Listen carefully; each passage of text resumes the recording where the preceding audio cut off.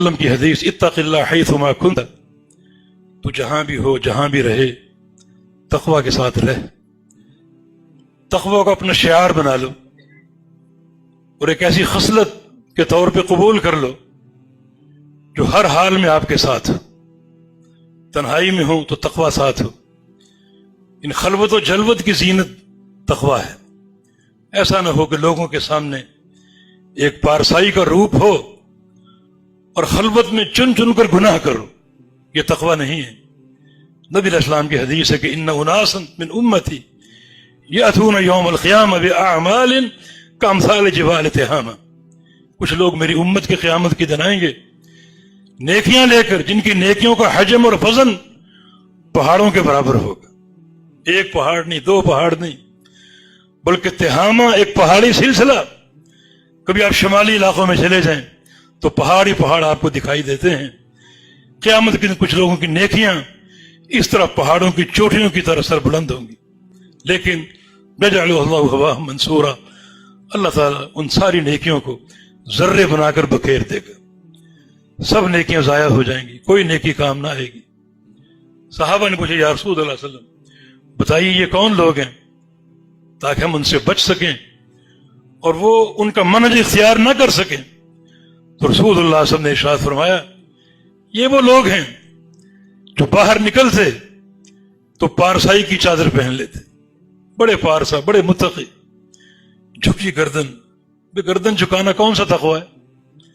جب ان کو دیکھو ہونٹ ہل رہے ہیں مصنوعی کہ اللہ کا ذکر ہو رہا ہے، لوگوں کے سامنے تقوی کا روپ لوگوں کو دکھانے کے لیے، اپنے سیٹھ کو، اپنے دوست کو، اپنے کاروباری پارٹنر کو بڑا پارسا ہوں۔ اور کانوا اذا خلوا بمحارم اللہ، جب خلوت میں جاتے ہیں تو چن چن کر گناہ کرتے ہیں، اللہ کی حدوں کو پامال کرتے ہیں۔ یہ دو رخی، یہ عجیب انسان ہے، تنہائی میں صرف اللہ دیکھ رہا ہے تو اللہ کو دکھانے کے لیے ناپاک پہلو، گناہوں کا پہلو، اور جلوت میں لوگ دیکھ رہے ہیں لوگوں کو دکھانے کے لیے پارسائی کا پہلو، لوگوں کے لیے پارسائی، اللہ کے لیے تم نے خواصت کا پہلو رکھا ہوا ہے۔ جعلت اللہ احون الناظرین، ابن قیم فرماتے ہیں کہ تم نے اللہ کو کیا بنا دیا؟ جتنے تمہیں دیکھ رہے ہیں، باپ دیکھ رہے، وزیر دیکھ رہے، صدر دیکھ رہے، گورنر دیکھ رہے، ان کو دکھانے کے لیے اچھا روپ، اللہ کو دکھانے کے لیے گناہوں کا روپ، تمام دیکھنے والوں میں تم نے اللہ تعالیٰ کو نعوذ باللہ سب سے گھٹیا سمجھ رکھا ہے۔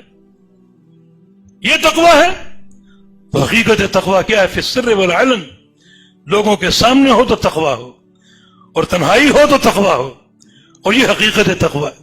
ایک دیوار ایسی بنا لو، اس دیوار کے ساتھ چلو پھرو کہ جو تمہارے اور تمہارے گناہوں کے بیچ ہمیشہ حائل رہے، اور یہ مختصر زندگی اسی تقوی کی اساس پر طے کر لو، کاٹ لو، تو پھر بڑے فائدے دنیا کے آخرت کے اللہ پاک عطا فرمائے گا۔ اللہ تعالیٰ ہمیں حقیقت تقوی کا فہم عطا فرما دے، اور مرتے دم تک اللہ تعالیٰ ہمارے قلوب کو، ہمارے ظاہر و باطن کو تقوی کے نور سے مزین کر دے اور تقوی کی زینت سے آراستہ فرما دے۔